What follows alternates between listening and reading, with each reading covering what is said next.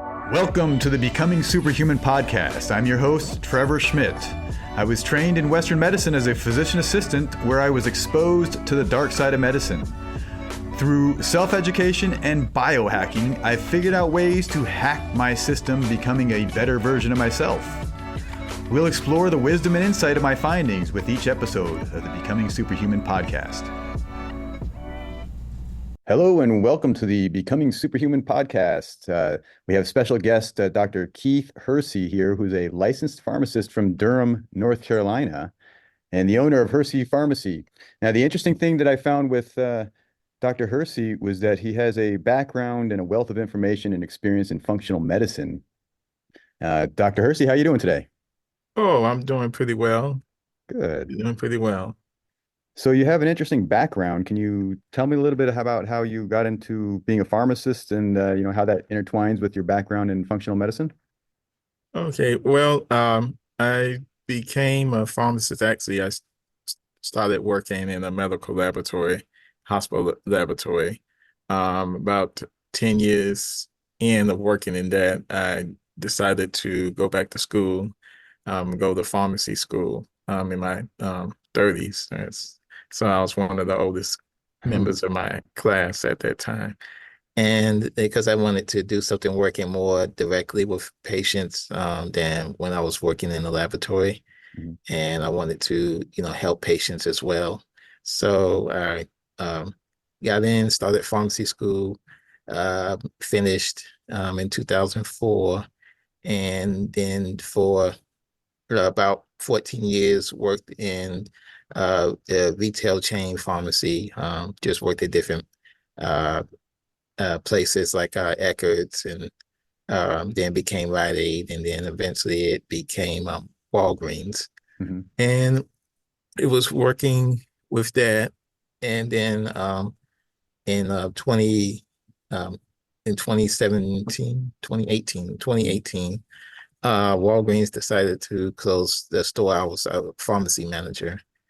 Been a pharmacy manager for how long was it?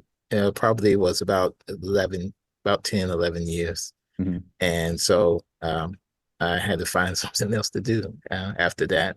Right. So I took a step out on faith, me and my wife, and we decided to start our own pharmacy in Durham, and just with just stepped out on faith and with a lot of prayer, been able to operate the pharmacy here for the last 4 years. One of the things that even before I started pharmacy, I started thinking about it and seeing it even more once I started pharmacy, is that, and I noticed this with myself as well, is that a lot of people, especially with chronic disease, doesn't seem like that most patients that I had were getting like better. As a matter of fact, they were seemed like they were adding medications instead of subtracting them, like over time.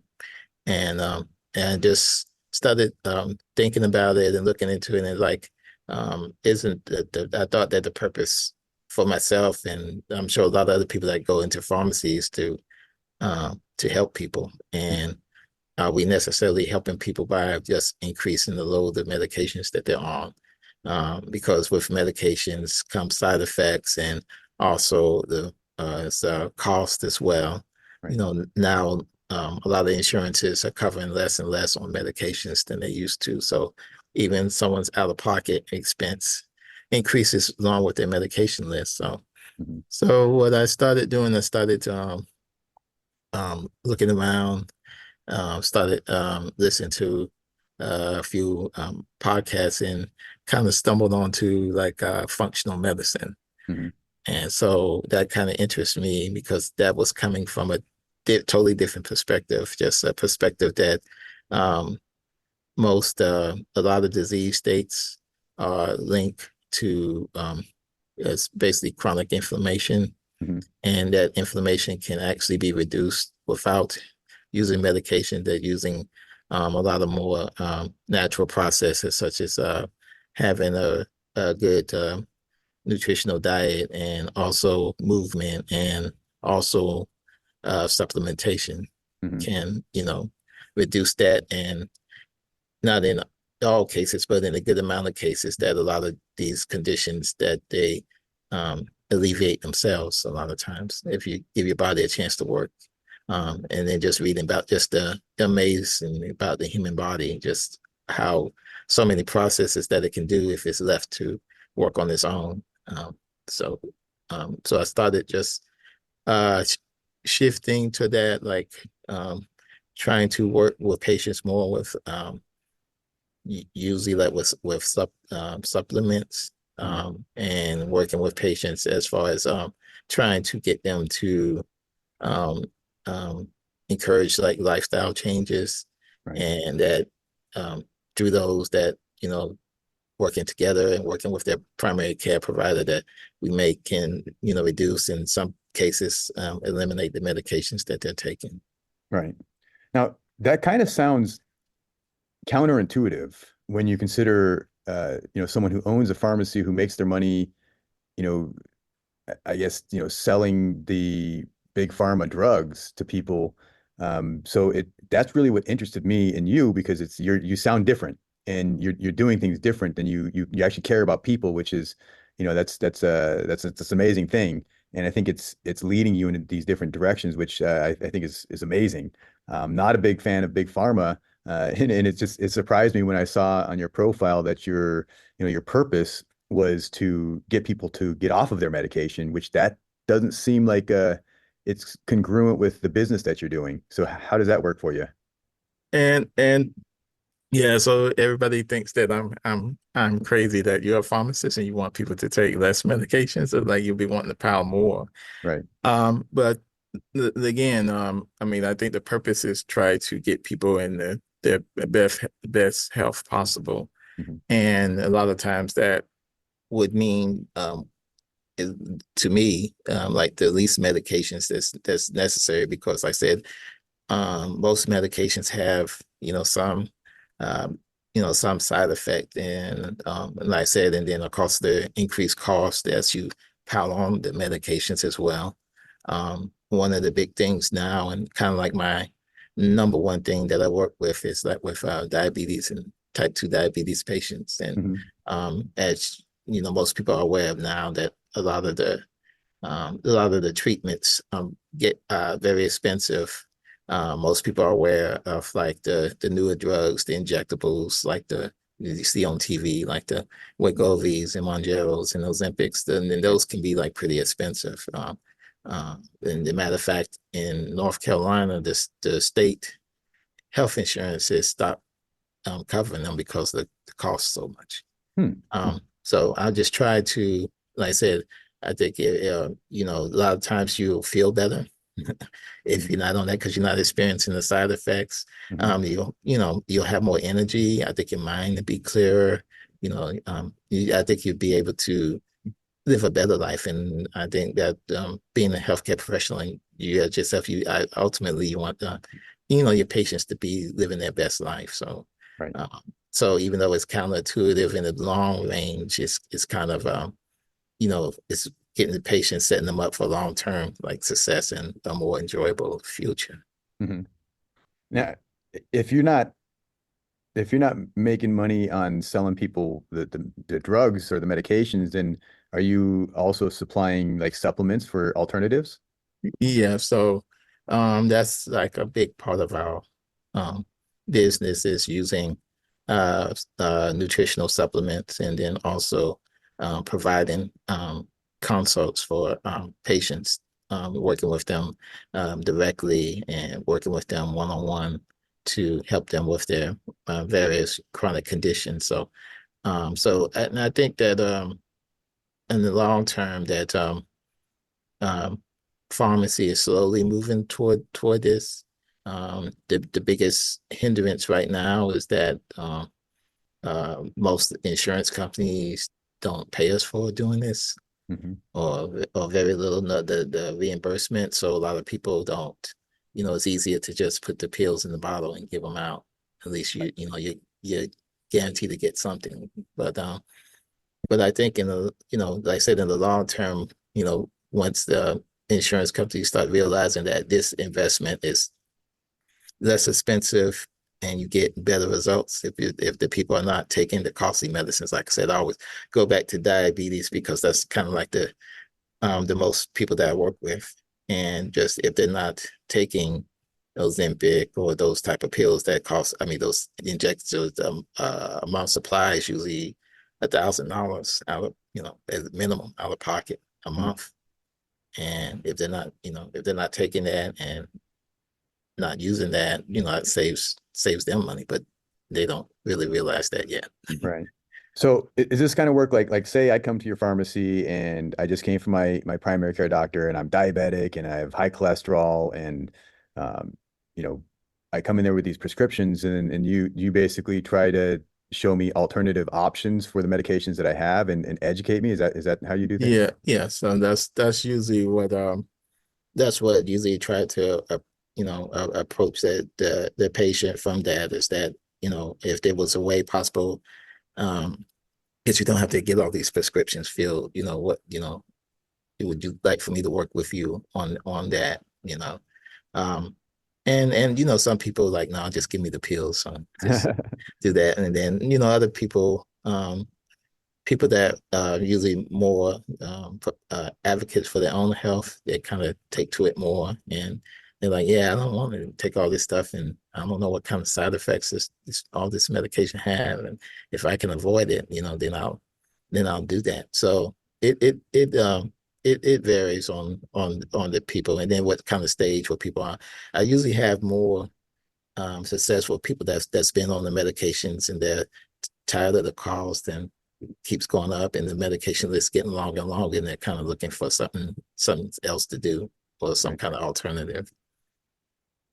So that it seems like you would be the enemy perhaps of the doctors that are prescribing medications. I mean, do you get like angry doctors coming after you, like banging on your doors and Well, I do get like some pushback, usually especially uh more veteran doctors that's used to um doing the same thing in the same way. mm, Yeah, I find that like usually like younger doctors, the ones that are not too far out of finishing their residency and stuff like that, they're usually more receptive to it because I think maybe it's talked about more in their training than in previous generations. So mm, yeah, so it's like a veins, like I said, and sometimes you have some providers that like you just fill the medication. I wrote that thing. That's what they need to take. mm, You need to fill it. And then uh, some people are like, well, I've been trying and we've increased the medication. And I've been working, and this patient's been seeing me for years, and we just add them more medications, and the patient is feeling worse, and it's harder for them to afford it. So if you have something that's you know that can help them and help reduce their medication load, I'm all for it. So mm. yeah, it varies on the physician reaction. Yeah, I've experienced that as well, and it seems like I know when I went to school was in around like 2000, and the the language that they used then was, I mean, it was like they basically program you a certain way as a provider. They program you and tell you the way that they want you to do things, and then you get out into practice, and it's like you're just like a robot, and you do what they tell you. And I find that a lot of doctors are like that. They were programmed a certain way, and then they just never changed. And I think that more the like you were saying, more the newer, the younger people that are coming out of school are, I think they've heard of stuff outside of school, and I think they're educating themselves outside of school because I know the schools don't teach this stuff. And when I was in school, they didn't teach. I didn't learn anything about nutrition. I didn't learn anything about supplements. Not anything at all. So uh, things have got to change, and I'm glad there's people out there like you. Yeah, and like I said, that when I was in school, that wasn't that either. So I've had to do like a lot of education on my own in my own time. So and I'm still doing that. And it's a learning process for me as well. But I think that this is where the people like said if they want to do it now and be kind of in front of it and kind of be on the forefront and try to move patients into less pharmaceuticals solutions to problems because we have it just continuing. I mean, diabetes, is through the roof in this country, as you know. Hmm. And then that's like a major thing where it's like almost now they're thinking that these almost half of the people in the country have some kind of whether they may be pre-diabetic or full-blown diabetes. Right. Now, So can you maybe talk a little bit more? Because I'm on board with this whole diabetes thing. I've been reading books on this and talking. I know there's books out there that talk about the cure and the reversing of diabetes. I've read quite a few books on it. There's a lot of people talking about it. Can you maybe enlighten us more on the side effects of these new medications, the Wegovy and the Ozempic, and why people should stay away from those? um, like I said that when I was in pharmacy school, that a lot of these medications didn't exist, or they were just very early in the pipeline as far as drugs. So we didn't really learn that much when I was in school at the time. Most of them were still in like clinical trials and stuff like that. Right. The biggest thing is that even though that these medications, like I said, the Ozempics and Wegovy and stuff, that so far that we see, because they are relatively new, we don't have a lot of long-term studies. We don't know if someone's been on this for 10 years, what the effect is, or 20, because they just haven't been available and haven't been out long enough for it to really study that. But one of the biggest things with this is that it kind of like these drugs kind of trick your body into into like lowering like your blood sugar, because it's mimicking hormones that are naturally in your body that move it. Hmm. And one of the big things with that is that because most of these hormones work in your stomach and gut area, so that the biggest side effects like diarrhea, nausea, vomiting, those are just like the biggest ones almost most people experience, especially when they start taking it. Hmm. And sometimes people it's to be where people can't take it because it's so much in their body. Some people their body gets used to it over time, and those effects get less. But other people that doesn't happen, and then a lot of times you end up having to increase the dose, especially if you're not doing the things in your diet, especially if you're just eating like you were before and taking these drugs, almost guarantee you that you're going to have like a lot of GI issues. Hmm. Um, and that's not one of the things that's pointed out, from the doctor or even sadly the pharmacist when people start these medications. Right. And is that how I've heard of gastroparesis as being a problem? Is that how often does that happen? I'm not sure of the exact percentage, but that is, that is a problem. Like I said, the biggest problems are all GI related, and mostly because that's where the mechanism of action is for a lot of these products.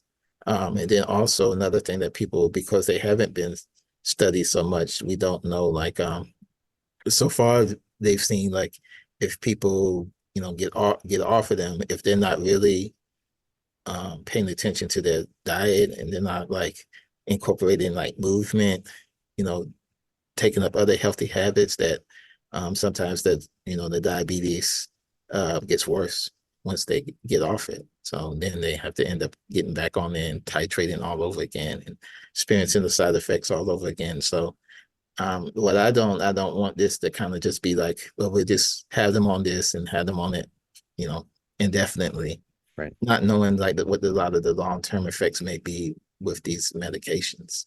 Um, if I think if someone is like 300 pounds and their blood sugar level, the A1C is 13, Mhm. you know, maybe, somebody like that, just to get it down into a more reasonable level in a short time, that might be like a short term. But again, I think the long-term issue has to be um, mainly with their diet. And if that doesn't work, then people, I fear that people will be on there for the rest of their lives, or some kind of form of it. Mhm. But isn't that the plan for big pharma? Yeah, yeah. Well, big pharma, that's the plan, but but I just don't, like I said, I don't. and we don't know that, they're doing studies and things now about what the long-term effect of that, um, what the long-term effect of that is. And like I said, and it just, like I said, a better and long-term solution is, I think like people, the biggest thing is people making shifts and changes into their diet, supplement some of the nutritional deficiencies that you may have, making these changes as well, and then boosting like supplementation of some of the vitamins and minerals that help with, say, like I was just saying with diabetes, help with like controlled blood sugar. Mhm. Um, I think that's just a better way to go in the long term. I mean, and then this is a less expensive way to go in the long term as well. Would it be fair to say that right now is a time period where they're testing on people with these medications? Yes, yes, yeah. So, like I said, because of the results that they got, when they first were marketing these drugs, like the attention on these drugs were to help with diabetes, especially type 2 diabetes. And the side effect was, oh, people experience like weight loss, they experience like decreased appetite, and so they're like, hey, this is a way that we can market it, and we're getting like, where I guess they feel like double bang for their buck, because then we have their diabetes under control, and then they're losing weight. So that's a double winner. And then that we can really sell that to doctors and patients. Right. The story almost sounds like how Viagra came to be, in that it was a blood pressure medication at first, and then they Yeah. realized that guys were getting hard-ons, and they're like, hey, we can make money doing Mhm. this too. Yeah. Yeah. That was, that's what sort of was like that as well. So because now they even going to, they've approved, like got an FDA approval to use it just for weight loss. So that's gonna, increase the people using it even more. Right. What kind of pushback do you get by, speaking against these things? Do you get any pushback from the pharmaceutical company? I probably don't, because they might not, they probably, because I don't think my impact is big enough to reach Okay. them. So I don't really get, because they're still everybody else is feeling it. So Right. so I haven't gotten really much pushback from the pharmaceutical companies. But like I said, most of the thing is like I have, a few doctors that um question what I'm doing. But Mhm. most like I say, most of the patients that I work with, they're very receptive, because they are looking for, I mean, some people are looking for a more natural mean. They don't want to take a lot of chemicals. Mhm. In this area, we're very fortunate that we have three major universities within a like 20-mile radius. So it's the population here is like extremely, highly educated. Hmm. So we probably that helps with that too, so that people are more receptive to like a different paradigm. Yeah, it's nice. I think that, people like you and me, we need to get our bullhorns and be telling everybody about this stuff, because I think it's very important that people understand that there are alternatives, and this paradigm shift, it needs to happen, or else we're going to continue down the path of, like you said, 50% of the population is either diabetic or pre-diabetic, and we've been heading down that direction for a long time. So if we don't change soon, we're going to fall off a cliff here, I think. Yeah, definitely, definitely, definitely. Yeah, because it's unsustainable. Right. No, so do you have any personal reasons why you're an advocate of getting people off the diabetic medications?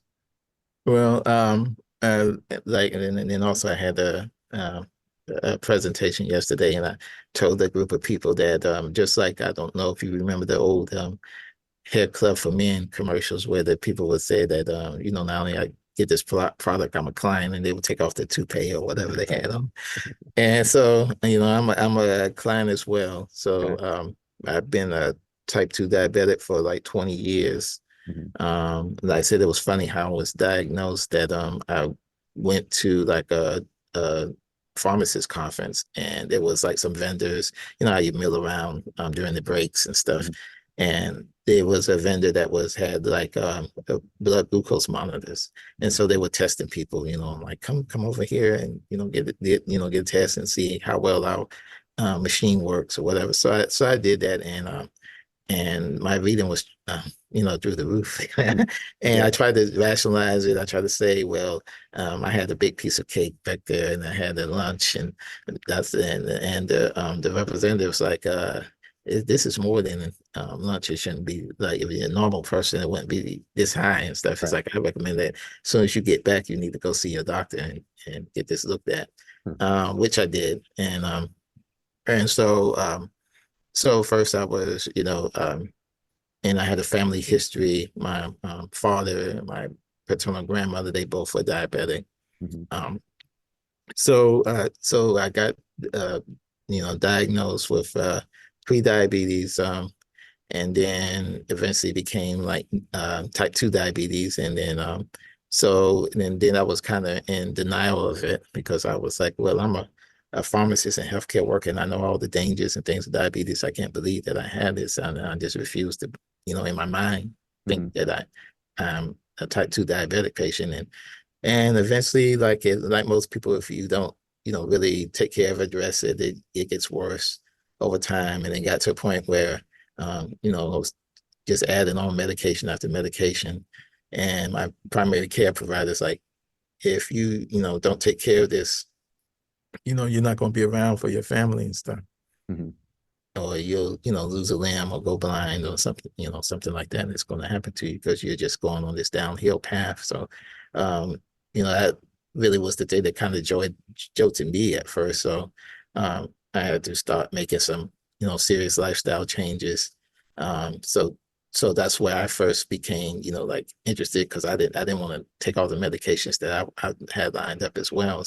Hmm. Um, so, and then I started looking, also with, at the same time, that's when I started looking at functional medicine and looking at more natural paths of healing, and just learning about how your body can heal itself if you allow it to. Right. That's how I got started in this, actually, was through my own journey, and then using it with other patients. Yeah, that's probably where the passion comes from, right? When it's you, you work your butt off for it. Yeah, yeah, Take it yeah. seriously. Can you kind of go through real quick, maybe some of the lifestyle changes that you made, and perhaps, supplementation, kind of, help people out that are perhaps pre-diabetic or diabetic? So yeah, um, the biggest, lifestyle was just um, incorporating more just fruits and vegetables into my diet, less meat, and less, like, definitely less like heavy starches. Hmm. Um, you know, um, Not saying like carbs, because carbs can be useful. It just depends on which ones that you take in. Right. But I used that really helped. Also, just using some of the supplements, and like I said, you have to work with your provider, and everybody may be a little different, but some of the things in general, increasing, like, one of the big, like I said, gold star things is like magnesium. Hmm. It really does a good job in helping your body regulate, like, your blood sugar, kind of like in my case, the spikes got less. And I know that was also due to some dietary changes as well. Hmm. Um, that's one of the biggest things that I recommend to a patient. That's probably like one of my big sellers. Um, and then also just using different things like berberine, just also using like Creole oil Hmm. is another one, because of the omega-6, um, that helps with twofold. That helps with cholesterol and diabetes. So that's kind of a double thing, Right. um, that I work with patients. So those are probably like the biggest ones that I had offhand. I mean, I think the magnesium, if people are on if they're on statins or trying to reduce statins, like, um, CoQ10 is, works pretty well with that. Um, Also, you just you just want to with some of the medications that they kind of deplete some of your supplementation. I mean, it's crucial to be on a really good multivitamin, not kind of like the store-bought ones, Mhm. because usually know what the quantity is not usually what it says, and it's usually full of fillers and things that don't really help you. I think you want to get like a high quality supplements. That's the ones that I try to sell to my patients, not just the standard stuff that you find over the counter and any kind of drugstore or supermarket. Right. Now, how do you take the magnesium? I know there's a couple different methods. I just usually I mean I have it's a capsule formulation, so that's what I've used over the last couple of years, and it's worked fine with me. And I know that and then some of the magnesiums have been taken off the market, like the liquid magnesium citrate has been pretty much taken off the market because of just having a lot of recalls and a lot of issues. So, but that's what works for me. But some people like liquid magnesium that they can add it into like a liquid into their um, drinks or smoothies and stuff like that. But yeah, so the main thing is just trying to get the supplementation and make sure that it's a viable source that's not full of add-ons and contaminants and fillers and stuff like that, that you're actually getting what you pay for. So in your opinion, what do you like the best about pharmacies now? Um, the thing I've always liked about pharmacy from day one till now is just being able to work with patients, help them try to achieve a better life, more energy, a more fulfilling life. One that's where they have just more energy to be their best self. Uh, with their families and jobs. And so just working with people, and the good thing about being like an independent pharmacist is that, I know all of my patients, and just having that kind of personal relationship. I'm not someone that's rushing to get them out the door because I got, 200 prescriptions to fill Mhm. in an 8-hour shift. And, so I pride just being able to have that type of relationship with the patients. That's what I enjoy the most. And that's what I've always enjoyed. Right. And now I understand, I'm sure that you have some challenges that as an independent pharmacist, and especially doing the things that you're doing. Can you kind of describe some of the issues that you might have? Well, there's two big issues. One is, of course, like competition with the big guys. Is tough to compete with the big chains because they have, all the advertising budgets. They can, because they get like usually better deals with their products, that they can, cut you on the price, for what you charge. And like I said, and then people are so used to going to that they're just used to going to CVS or Walgreens or Walmart or whatever and stuff like that.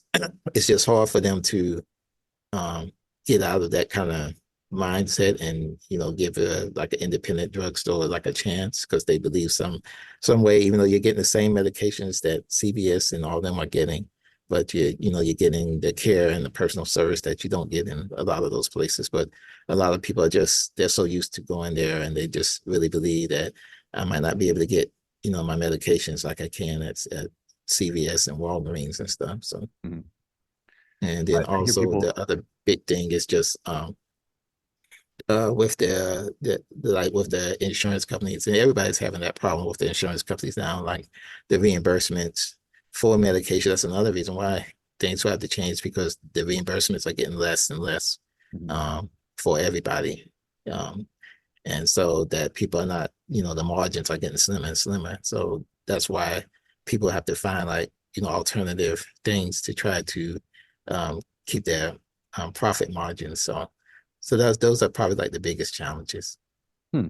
So I mean, as an independent business owner, what you're saying is that you need to have other alternative revenue sources, which might not necessarily be the medications, but in your case, perhaps supplements or other products that would be more in line with a healthier lifestyle, perhaps. Is Yeah, that yeah, yeah. So that's part of the reason, and that's part of the reason I tried to have us like kind of stand out from the big guys that we do offer that, um, and that they have the opportunity to work, as close as they want to. I mean, if they need to work with me, on one-to-one, after hours, if they want to, um, like look at a ebook that I've done, or possibly like sign up for a course that I'm working on right now. Um, so we're trying to do that because, like I said, and yeah, I think everybody's moving this way because, like I said, because of those issues, and those issues are affecting everybody, even the CVS's and Walgreens. Uh, it's almost as if you're kind of like a front runner here, and the change is coming, uh, but it's coming slower, and you're kind of leading the pack. Is that kind of the way you feel at this point? Yes, yeah, definitely. It's kind of hard because there's not a set kind of path to follow. You kind of carving kind of like your own path, and you have a lot of stuff that's trial and error. Some of the things work, and some of the things don't work, and so you have to move forward and try to find what's the best path forward to work and be able to sustain the business, and be able to help their customers at the same time. So yeah, it's really it's a big challenge. It's a big challenge to kind of be out there. But I'm hoping that the industry will come along, and then and I'll be poised at the forefront of it, and that people will take advantage of that when people are more used to the idea of the pharmacist, not someone that just shove pills to you, that they really are concerned about like your whole healthcare, like I think, just a more holistic approach to a patient. Like I said, like working with like helping you with like the supplementation, helping you with some of the nutritional deficiencies, trying to encourage you like making like the changes in your diet as well. Or encouraging you like with physical activity, kind of treating it kind of like the whole patient, not just the immediate thing that we're tackling with the medication. Hmm. Oh, that's innovative. So how do you see the pharmacy profession going in the next 10 years? How do you see things changing, and where do you see your practice going? Well, like I said, I think just that just with the economic pressures on all ends, that we're going to be forced to, whether people want to or not, to kind of go this way. Like I said, in the pharmacy perspective, especially with independence, that with the margins getting less and less and being so low, that you're going to have to develop like streams outside of like filling medication prescriptions, Hmm. and also that maybe at some point, hopefully that the the insurance companies will realize that it's better to invest in the front end unless it's cheaper, and you get better results investing in the whole patient. And some of them are slowly coming around. We start to see like some insurance companies having like nutritional programs and nutritional consults for their patient, trying to work more on the end of like nutrition, um, not just medication. But it's kind of slow. But that's what I'm hoping for, and I'm hoping for like the pharmacist to do that. That will be the bulk of their work, is working with the patient, working with them to get their, improve their health, not just with just medication. Medication, if it's, if it's needed and being there, but trying to see medication more as a short-term uh, solution than a long-term one, Hmm. and just working with the whole patient, not just filling, bottles and giving them to patients, and then that's it. Right. Have you seen the infiltration of like AI to automate processes and perhaps make things more efficient within the pharmacy industry? Um, I I haven't seen like AI so much yet, but there's like automation is increasing. Most like a lot of chains that fill like several hundred prescriptions a day. Almost most of them now, like with the big people, have some kind of form of automation because they wouldn't be able to fill all those prescriptions because now um, you're kind of having a couple of things that's happening to the profession as well, that more people are opting out of working in like community pharmacy, like the retailing and other areas because of a lot of the stress of the job Mhm. and just like the working conditions are getting less because it's harder to it's hard to find people to work like technicians. And then even if you could find somebody, a lot of these corporations, that's where they cut back on is on staffing. Kind of like they want the pharmacists to be able to do everything and not really have any staff to help them. And that just burns people out. Mhm. So, the automation is going to probably increase even more. Unfortunately, what some of it is because as the insurance companies continue to shift more into like mail order for like routine medications and chronic medications that people take, Mhm. maintenance medications. So, um, that's a way they can get around it, and the big guys. So that aspect, I see that more, and I'm sure that AI is going to be involved in that, as, in a bigger way over time. Right. I mean, I definitely, think that if AI, infiltrates in there and they're trying to replace perhaps the pharmacist, that, your direction of giving more customized care and, personal care would help keep you relevant, I would think. Yeah, yeah, yeah. So I think, like I said, the profession is moving this way, whether people like it or not, because like I said, because AI and automation is the manual thing of putting the prescription together is going to be, pretty much gone in the next 10 years and maybe even sooner. So that the physical thing of putting the prescription together and putting it in a bottle and either giving it to somebody or mailing it off to somebody, all that is almost going to be totally like automated. So you have to find like a role for the pharmacist since that aspect is probably going away. So I think that just working with patients, I think moving toward a more non medication pharmaceutical end, more in a more wellness whole, um, just treating like someone with just from a wellness aspect and a total person. I think that's kind of where the profession is going to go. And then also a lot of just of the basic because they're anticipating a shortage of doctors, which I'm sure they're staying in the next 20 years because the not as many people for whatever reason like going to medical school as they used to, and then they're going to be a big lot of people that's going to probably be retiring in the next 10 years. So Mhm. that's another aspect that pharmacists are trying to work for. Pharmacists in a lot of states are trying to get recognized as providers so that they can be paid, similar to um, reimbursed similar to doctors and nurse practitioners in delivering clinical care. So I think that, just by the way the momentum of the profession is moving, that is moving more to like a clinical end than rather just like the retail community end that we've been accustomed to. Right. Sounds like some big changes coming to your field. I hope you're preparing and ready for this stuff. Oh yeah. Oh yeah. That's why I'm trying to be out in the front so I don't get run over. Right. So what do you want listeners to take away from this interview today? What I would like for them to take away is that usually that the healthcare is really important. Like for and the pharmacy end is changing, and you may not see all the changes yet.